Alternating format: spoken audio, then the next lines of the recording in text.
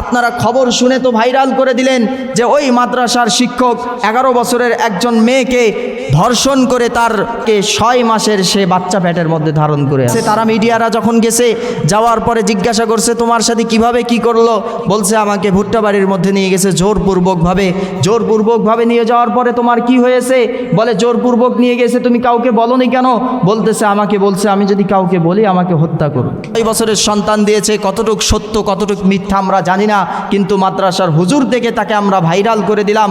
সে হুজুর পরবর্তীতে আসে দাবি করতেছে যে না আমি এই কাজ করি নাই, সে তার নানার বাসায় থাকতো, হয়তো নানার সাথে সে অপকর্ম করছে।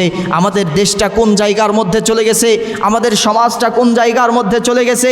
কেউ হুজুরকে মানুষ সব থেকে বেশি বিশ্বাস করে, হুজুরকে রক্ষক মনে করে, হুজুরের কাছে দেয়, কিন্তু আজকে হুজুরের নামেই বদনাম। হুজুর নিজে নাকি ভক্ষণ করেছে, সেই রক্ষক থেকে ভক্ষক হয়ে গিয়েছে। আজকে হুজুরের উপর যখন বদনাম আসে তখন হুজুর তার বদনামকে সে বলতেছে যে আমার এটা বদনাম না, সত্য মিথ্যা যাচাই হওয়ার পর আমরা জানতে পারবো, এখন আমি কাউকে তহমত দিচ্ছি না। হুজুর বলতেছে সে আমার সাথে করে নাই, সে তার নানার সাথে থাকতো, নানার সাথে করেছে। আফসোস নাতি নাতনি তার নানার কাছে আজকে নিরাপদ না। আজকে একজন মেয়ে, আজকে একজন সন্তান শিশু, হুজুর যাদেরকে মানুষ সব থেকে বেশি সম্মান দেয় তার কাছেও নিরাপদ না। আজকের সমাজটা কোন জায়গার মধ্যে গিয়ে পৌঁছেছে, শুধু আমাদের চোখের হেফাজত না থাকার কারণে। আজকে কথাগুলো বলতে অনেক ব্যথা লাগতেছে, এই কথাগুলো নিয়ে যে বয়ান করবো এর সাহস পর্যন্ত আমার ছিল না। আমি গতকালকে রাত থেকে চিন্তা করতেছি কিভাবে এই বিষয়গুলো নিয়ে আপনাদের সামনে কথা বলবো। আজকে ওলামাদেরকে পর্যন্ত মানুষ ছাড় দিচ্ছে না, এই জেনা ছাড় দিচ্ছে না।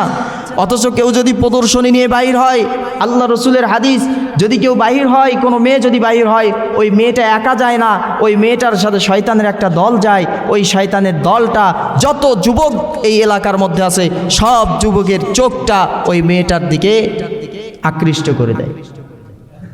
আপনারা শুনলে অবাক হবেন, সেই হুজুরেরটা তো আপনারা ভাইরাল করলেন। আপনাদের শহর ফুলবাড়ির পার্শ্ববর্তী এলাকায় শিবনগরে আপনারা শোনেন নাই, এখানেও 11 বছরের মেয়ে, তাকে 6 মাসের সে বাচ্চা পেটের মধ্যে ধারণ করে আছে।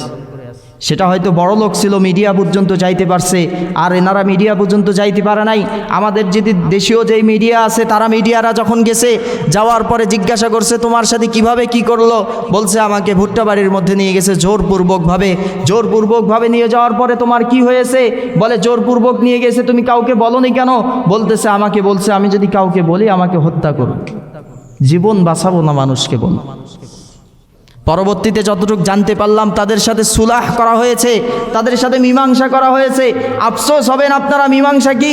মীমাংসা হচ্ছে সামান্য 2 শতক জমি।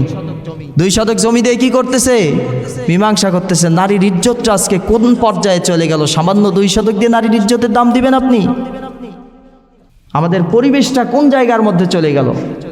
আপনারা আরও অবাক হবেন, এই চোখের কারণে মানুষের যেই ভয়াবহ পরিস্থিতি, এই পরিস্থিতির কারণে আজকে ভালো ভালো মানুষদেরকেও মানুষ বড় বড় তোহমা দিয়ে দেয়। ভালো ভালো মানুষকেও কি করে?